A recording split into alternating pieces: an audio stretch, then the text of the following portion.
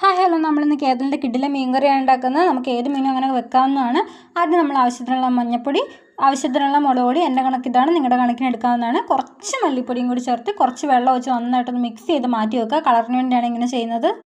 പിന്നെ പാനിലോട്ട് എണ്ണ ചൂടാക്കി അതിലോട്ട് നമ്മൾ കടുക് ഇട്ട് കൊടുക്കുക. ശേഷം നമ്മൾ ആവശ്യത്തിന് ഉലുവ ഇട്ട് കൊടുക്കുക. ഉലുവ മസ്റ്റാണ്. പിന്നെ കറിവേപ്പില ഇട്ട് കൊടുക്കുക. പൊട്ടിയതിന് ശേഷം കറിവേപ്പില ഇടുക.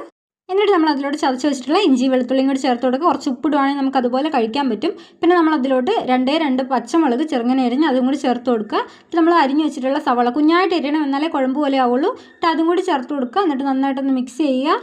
ശേഷം നമ്മളൊരു ചെറിയ തക്കാളി എടുക്കുക. നന്നായിട്ട് അരിഞ്ഞിട്ട് കൈ വെച്ച് നന്നായിട്ട് കുഴമ്പ് പോലെ ആക്കുക.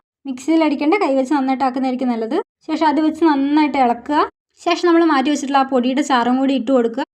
നന്നായിട്ട് ഇളക്കി വെള്ളം ഒഴിച്ച് നന്നായിട്ട് തിളപ്പിച്ച് വേവിച്ചെടുക്കുക. എന്നിട്ട് ഉപ്പിട്ട് 2 കള പുളിയും കൂടി ഇട്ട് കൊടുക്കുക. 2 മതി, പുളി അധികം ഇല്ലെങ്കിൽ 2 മതി. പിന്നെ നമ്മൾ മാറ്റി വെച്ചിട്ടുള്ള ആ മീനും കൂടി ഇട്ട് കൊടുക്കുക. നന്നായിട്ടൊന്ന് ഇളക്കിയിട്ട് നമ്മൾ മൂടി വെക്കുക. നന്നായിട്ട് തിളച്ച് വെന്തതിന് ശേഷം നമ്മൾ ചെറുങ്ങനെ ഉപ്പ് നോക്കി വേണമെങ്കിൽ ഉപ്പിടാവുന്നതാണ്. മൂടി തുറന്ന് ഒന്നുകൂടി മൂടി വെക്കുക. എന്നിട്ട് നമ്മൾ തുറന്ന് നന്നായിട്ട് വെന്ത ശേഷം മാറ്റി വെക്കുക. ശേഷം നമ്മൾ പാനിൽ കുറച്ച് എണ്ണ ഒഴിച്ച് എണ്ണ ചൂടായതിന് ശേഷം കുറച്ച് മുളക് പൊടി എടുക്കുക. പൊടി കരിഞ്ഞു പോകരുത്. പെട്ടെന്ന് ഇട്ടപാടെ പെട്ടെന്ന് തന്നെ അതിലോട്ട് ഇടണം. അടിപൊളിയായിട്ടുള്ള ടേസ്റ്റി ആയിട്ടുള്ള മീൻ കറി റെഡി ആയിട്ടുണ്ട്.